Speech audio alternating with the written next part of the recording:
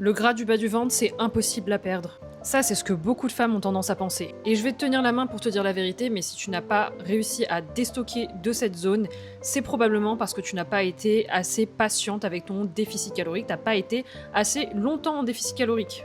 Je pense que tu le sais maintenant, mais on ne peut pas cibler une perte de gras et la manière dont tu perds ton gras est déterminée par ta génétique. Il y a des personnes qui, en début de sèche, vont perdre immédiatement du ventre, d'autres, ça va être les bras, les jambes, alors que le ventre va rester.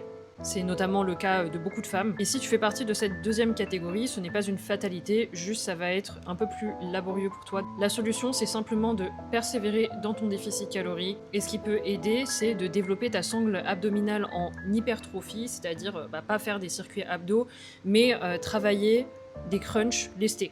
Par exemple avec des crunchs à la poulie.